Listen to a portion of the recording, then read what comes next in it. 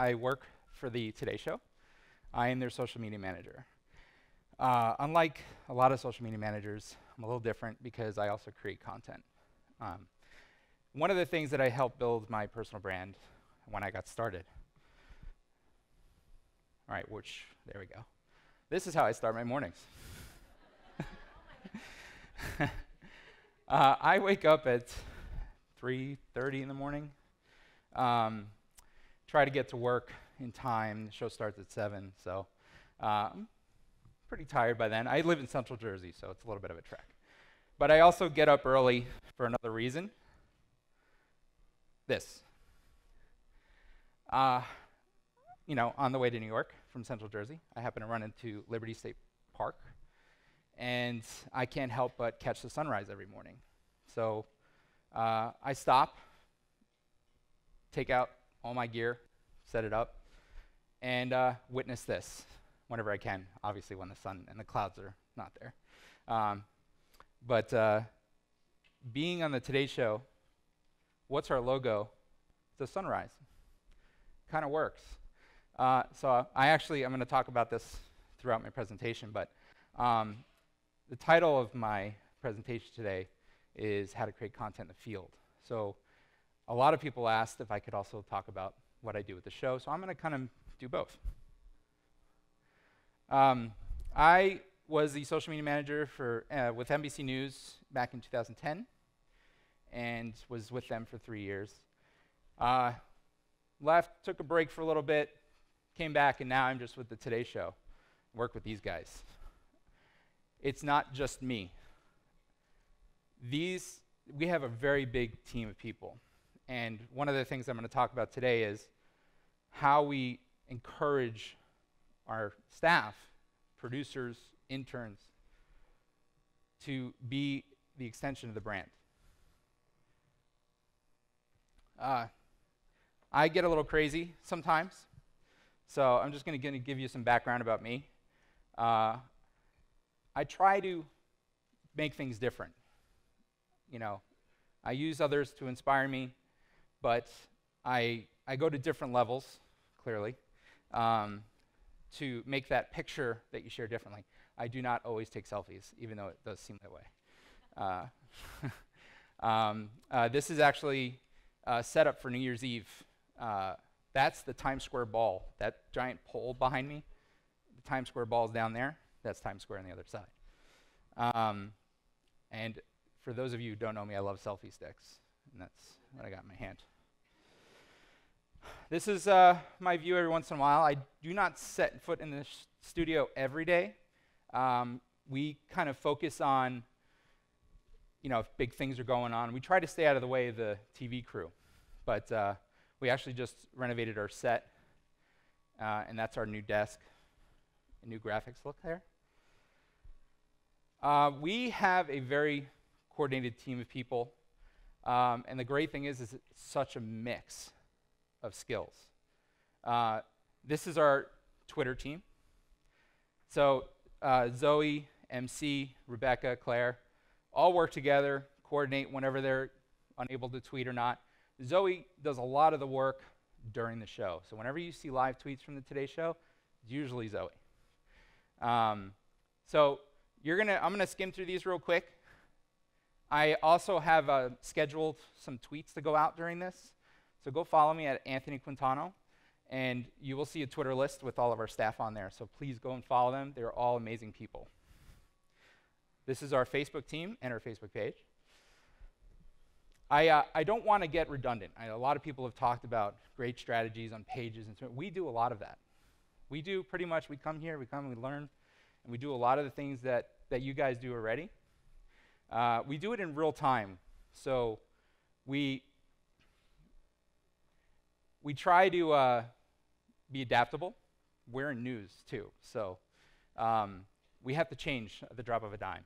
So we can't really schedule a lot of stuff, get comfortable with things. This is our Instagram account. We started our Instagram account when Instagram launched, and it's been growing ever since. A lot of behind the scenes of the show. We're actually focusing more towards lifestyle now. So you're going to see not only a lot of lifestyle content on the Today Show account on Instagram, but you're also going to see us branching out. So we already took our Today Food account, or our food photos, and made it its own account. I don't have a screenshot of it, but Today Food on Instagram. If you like beautiful photos of food, definitely worth your while. Pinterest. We actually just started reinventing our presence there. We've been there for a while. And we have a very dedicated team pinning all the time. So if you get a chance, pinterest.com/todayshow. So when I came back to the Today Show, a lot of our team was already doing a lot of this work. What was I going to do? Conveniently, Meerkat and Periscope popped up as I came back. And I've kind of always been the guy, hey, Anthony, you hear about that app? I'm an early adopter. I jump on everything.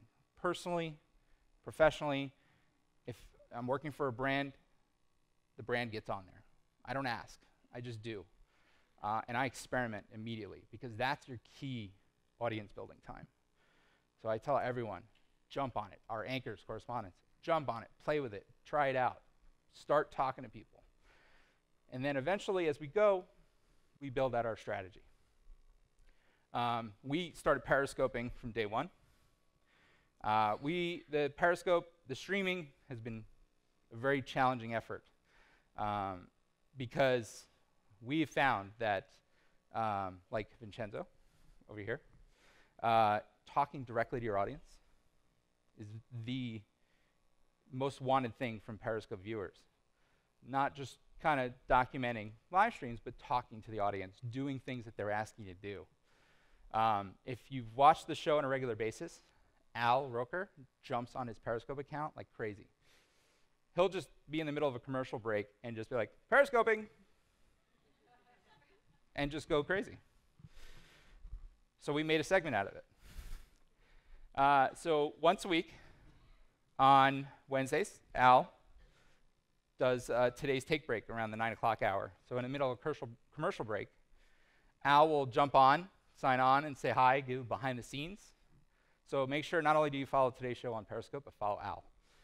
He's been very big in the Periscope community. Tweet at him, tell him I said hi, please. This is our executive producer, Don Nash, who's also been getting into Periscope. I am working on something with him now to try and do a direct-to-audience feedback. So once a week, eventually, we're going to be able to chat with Don and say hi, and you're going to be able to tell us how we're doing. Yes, we're on Snapchat. Shocker. Just like I said, we jump on everything. So we immediately jumped on, and we've been experimenting. We started doing the behind-the-scenes thing, but I started second-guessing it because we do that everywhere else. Snapchat is not where people want the redundancy of every other social platform. They want engagement. Very similar to Periscope. We've seen that. Direct response, people talking to the camera. We actually, for this, for the first time, which is very important, our concert series lineup is normally very secret. And we never release it or announce it unless it's on air. For the first time this year, we released it in advance on Snapchat before the on-air mention. And that helped elevate our account, and people loved it.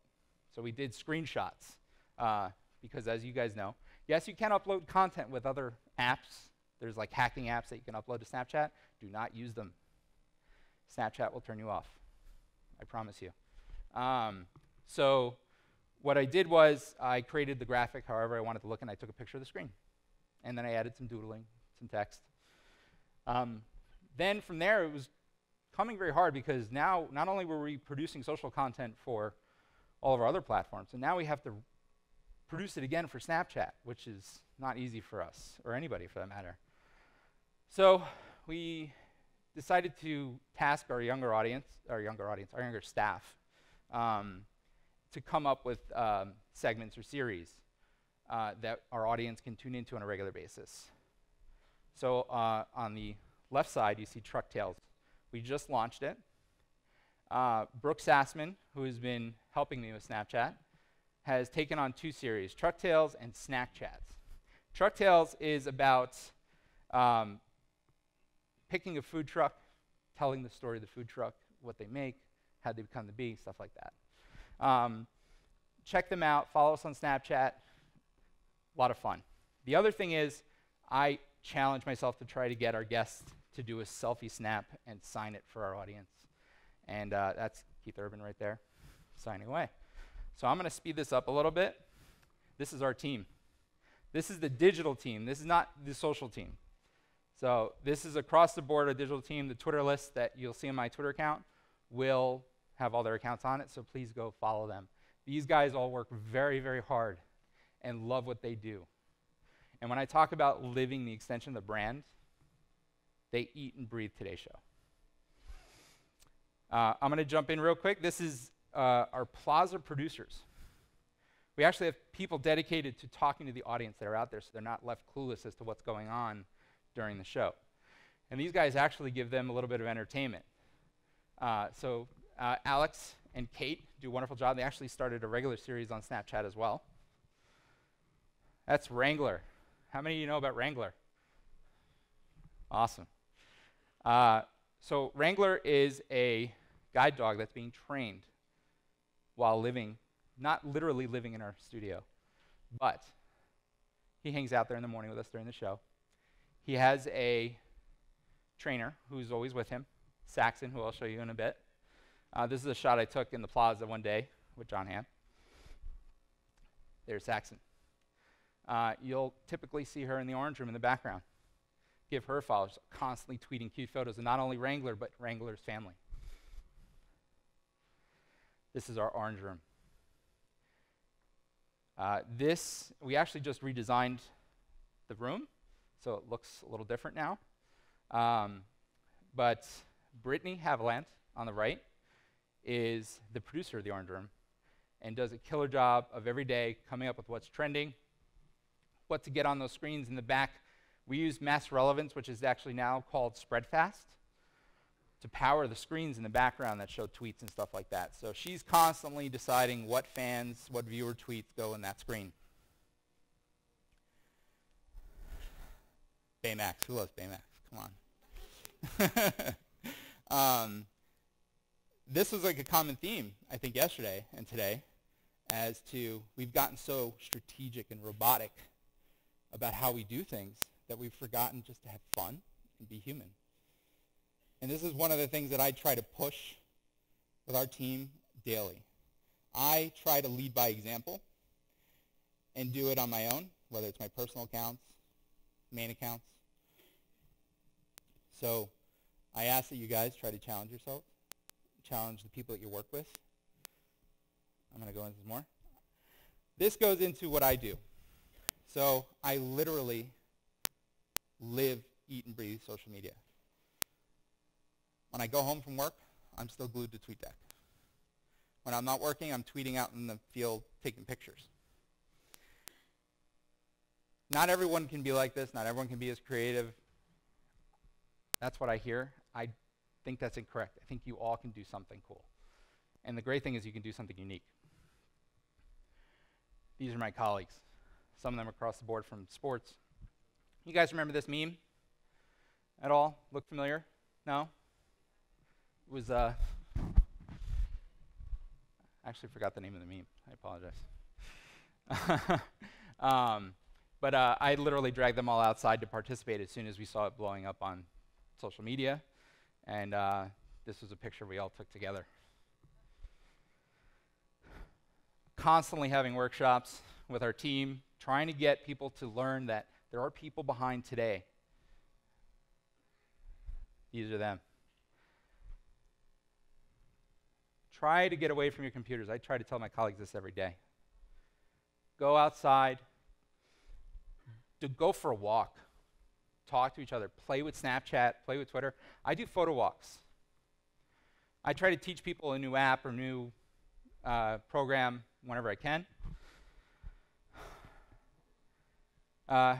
Yeah. So I'm going to go into a little bit of what I do things and why this thing's up here, and some tips on what you guys can do. Not everything has to cost thousands of dollars. You can utilize. You guys, how many of you have smartphones in this room? Can you hold them up? Can you turn them on? Right, okay, we're going to use these at the end. Okay, we're going to take a nice picture. All right, so make sure your screens are bright and you have them all on. So when I cue you, I got to speed things up a little bit here. So, like I said before, I challenged myself to be unique. This, when I first came back to Today's Show, because the anchors were leading the red carpet, we were covering it. So I was asked to take pictures for social. I didn't want to take the same pictures at Getty or AP or whatever. So what do I do best? Selfie sticks. So I challenged myself to see if I can get as many celebrities as possible to take a selfie with the selfie stick. It worked. Some begrudgingly, but it worked. How many of you can say you got Betty White to take a selfie with a selfie stick? Okay? And she loved it. I tried to take it back. When you're out taking pictures, you're probably all wondering what this is.